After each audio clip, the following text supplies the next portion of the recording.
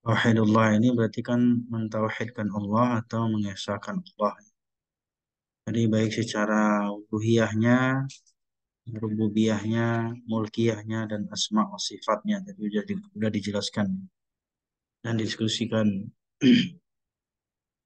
Kenapa kita penting dalam tauhidkan Allah? Ya, karena kita sebagai hamba, sebagai makhluknya, meyakini bahwa Allah itu adalah Maha Esa. Dan ini terinspirasi tentunya dari surah Al-Ikhlas yang dinyatakan di situ tentang keesaan Allah Subhanahu wa taala. Qul huwallahu ahad. Katakanlah bahwa Allah itu esa. Jadi esa. Sebenarnya kalau kita berbicara tentang Allah, berarti Allah itu esa. Jadi sebaiknya kita menggunakan kata esa atau tunggal, bukan satu. Karena kalau satu dalam bilang-bilangan itu dalam jumlahnya itu satu, dua, tiga, dan seterusnya. Tapi kalau esa tunggal itu kan tentu nggak ada lagi lanjutan. Namanya tunggal, namanya esa. Ya, ini sangat perlu ya kita garis bawahi bahwa Allah itu adalah Tuhan yang Maha Esa, Tuhan yang tunggal. Lam yalid wa lam yulad. Tidak beranak dan tidak diberanakkan. Dan bahkan Allah tidak ada yang setara, ya, sepupu, ada yang menyamai satu apapun makhluk yang ada di muka bumi. Dan Allah itu adalah Tuhan yang Maha Kuasa, Maha Pencipta, yang mampu menciptakan makhluk-makhluknya. Maka kita sebagai makhluk butuh pada Khalik, kepada Allah. Sementara Khalik tidak butuh pada makhluk. Ya, ini menjadi penting buat kita fahami bahwa ya di dalam keyakinan kita bahwa Allah itu adalah Maha Esa.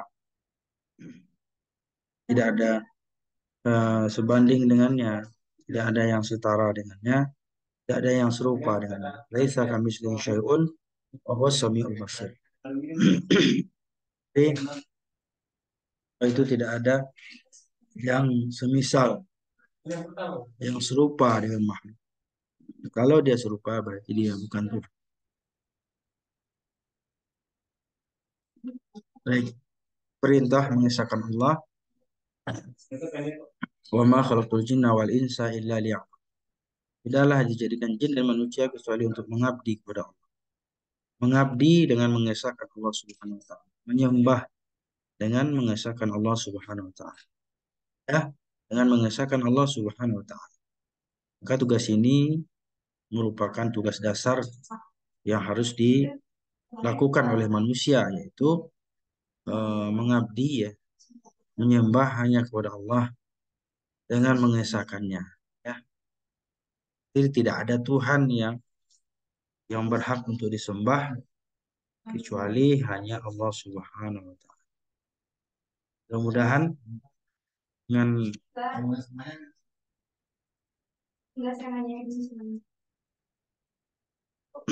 dengan adanya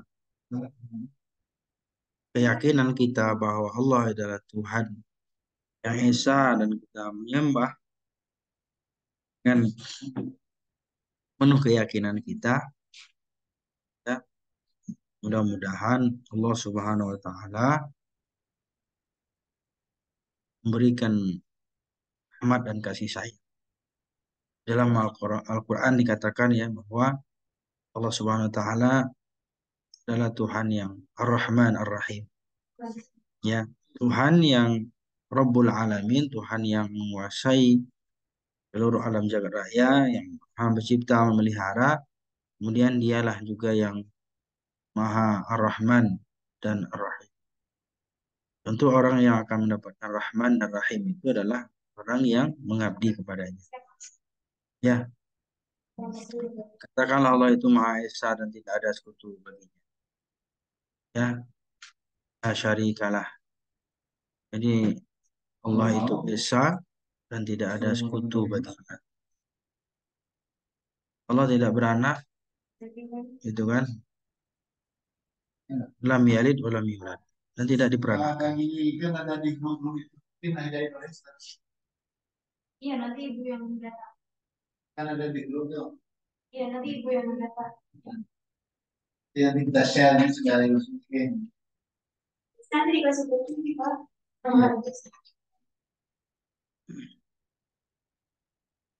Tidak beranak dan tidak diperanakan.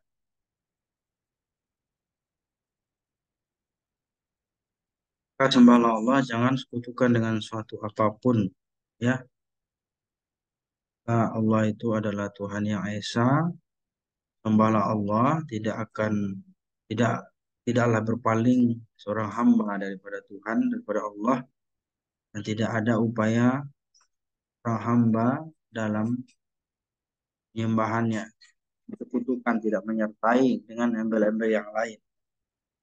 Karena ibadah kepada Allah Subhanahu wa taala itu pada prinsipnya adalah tanpa perantara. Tanpa perantara dan langsung kepada Allah Subhanahu wa taala. Apalagi perantaranya itu sebuah benda atau makhluk. Maka ini termasuk dari perkara-perkara yang dilarang. Bahkan ini juga syirik ya, syirik. Lawan daripada tauhid itu ya syirik. Mensyukurkan, mensekutukan Allah. Kala syarikan lahu dan tidak ada syarikat baginya, tidak ada sekutu baginya, ya. Ini menjadi penting buat kita semua. Apalagi kita sebagai seorang muslim, tidak boleh adanya upaya-upaya menggunakan benda-benda tertentu atau menggunakan ya sebuah benda atau makhluk yang dianggap memiliki keistimewaan atau karomah dijadikan sebagai perantara untuk menyembah Allah. Karena pada dasarnya menyembah Allah Subhanahu wa taala itu pada dasarnya tidaklah boleh kita menggunakan dengan adanya perantara-perantara. Ya, maka ini menjadi penting buat ya bahwa banyak di antara manusia-manusia yang masih awam dengan perkara ini ya. Mereka sebagai seorang muslim ya, tapi mereka juga percaya kepada hal-hal yang bersifat khurafat tadi, tahayul. Maka perkara ini adalah perkara yang akan merusak terhadap ketauhidan kita, tauhidan. Nah, ke dasar agama itu pada dasarnya adalah tauhid, asas, asas. Jadi tauhid itu dasar paling bawah itu. Bahkan sebuah pohon itu dasar itu akar ya, akar pada batang pohon. Kalau ibaratkan bangunan, tauhid itu ibaratkan fondasi ya, fondasinya. Fondasi itu harus kokoh, harus kuat. Biar bangunan-bangunan yang di atasnya itu bisa tahan, sanggup gitu menahan beban gitu. Kalau fondasinya nggak kuat, itu hancur. Makanya orang yang tidak berakidah dengan baik, tidak mampu mentauhidkan Allah dengan baik, maka mereka akan mudah terombang-ambing dengan suasana dan kondisi dunia yang sedemikian banyak rupa. Kemudian setelah ada dasarnya, intinya apa? Berarti batangnya itu ya. Batangnya itu adalah iman. Ini kan kalau sebuah pokok pohon ada akar, berarti ada batang juga. Ya, karena biasanya kan batang yang kuat itu biasanya bahannya juga dengan akar yang kuat. Yang kuat akan bisa eh, apa namanya tidak akan besar kalau dia tidak memiliki batang yang kuat. Atau sebaliknya, batang yang kuat maksud saya tidak akan bisa berdiri dengan baik kalau tidak memiliki akar yang kuat. Iman itu adalah orangnya. Kemudian apa lagi? Takwa itu hasil buah buah daripada keimanan itu adalah takwa. Kalau ada batang pohon, itu takwa itu ya buah-buahnya. Makanya amalan tidak akan banyak manfaatnya kalau dia tidak di buah. Ya, buah itulah yang akan menjadi hasil yang akan kita raih, yang kita petik nanti. Nah, inilah yang paling sulit mempertahankan buah ini. Kadang-kadang buah juga masih berbunga, berputik juga udah jatuh gitu, udah rusak. Kadang juga nggak bertahan. Maka hasil atau buah itu pada ketakwaan adalah amal perbuatan kita, teman. Amal kita, amal soleh kita itu buah. Orang yang bertauhid, maka mereka akan eh, melakukan amal soleh, ya. Karena itu adalah bentuk dari komitmennya bahwa dia meyakini Allah Subhanahu Wa Taala sebagai Tuhan, sebagai apa namanya hak yang wajib untuk disembah. Baik, inilah beberapa hal yang sangat mendasar ya yang perlu dipahami bagi kita sebagai mahasiswa, ya. Termasuk ini juga tadi sudah dijelaskan pembagian tauhid. Nah, bagian tauhid eh, yang tadi sudah sampaikan ada uluhiyah, rububiyah, ya, dan juga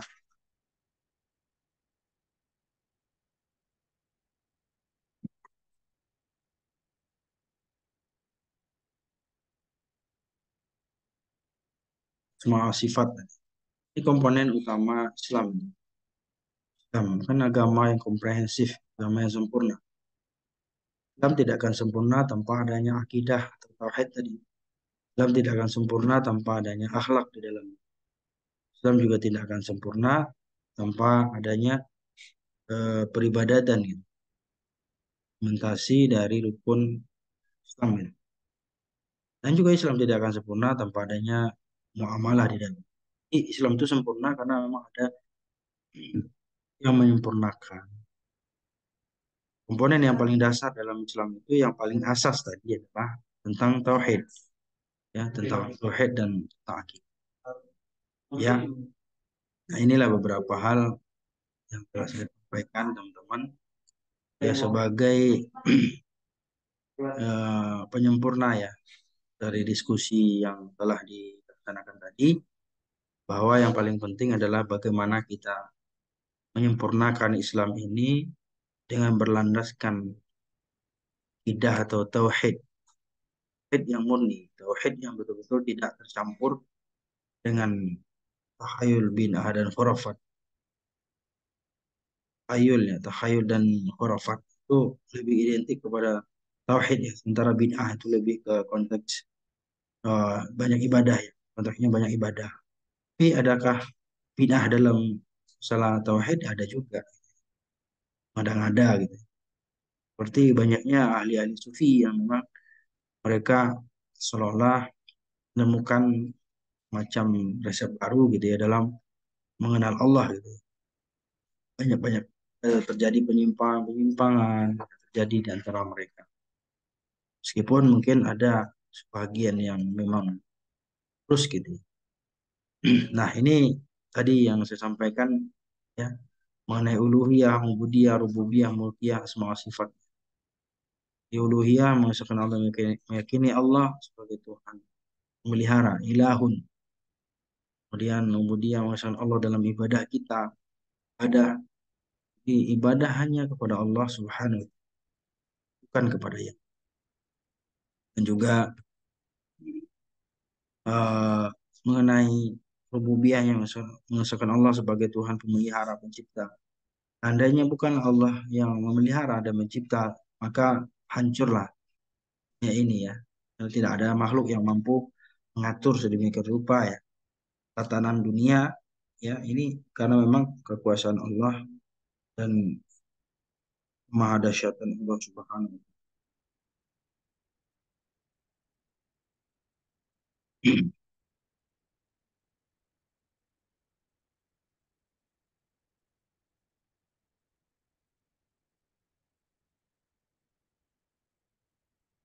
Ya,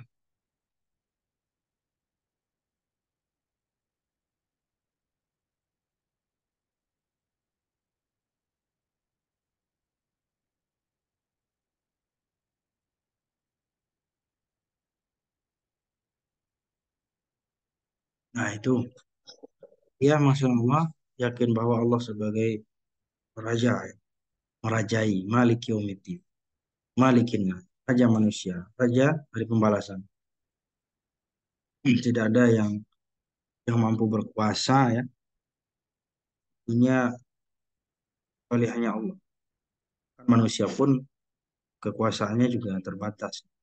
Asma sifat mengesahkan Allah dari zat, asma dan sifatnya. Nah, ini beberapa hal ya. Eh,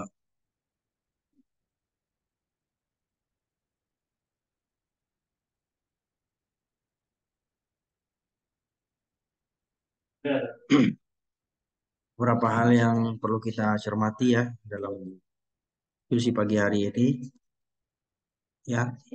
Eh, yang teman-teman harus paham betul ya betapa pentingnya kita berakidah ya. Betapa pentingnya kita memiliki akidah ya. Betapa pentingnya kita memiliki tauhid. Karena dengan tauhid itulah akidah itulah kita akan hidupnya lebih terarah.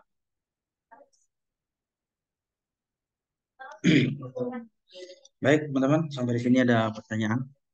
Silakan kalau ada pertanyaan dari peserta yang lainnya.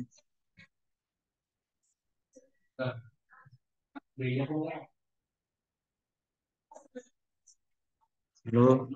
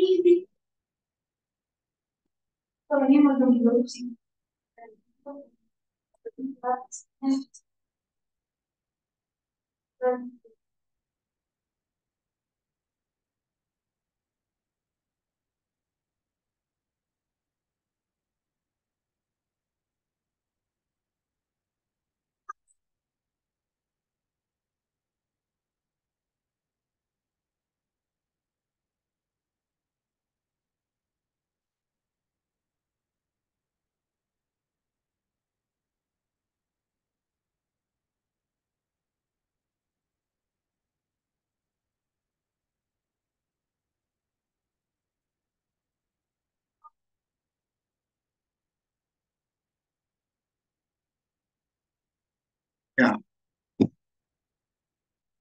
ada lagi? Halo.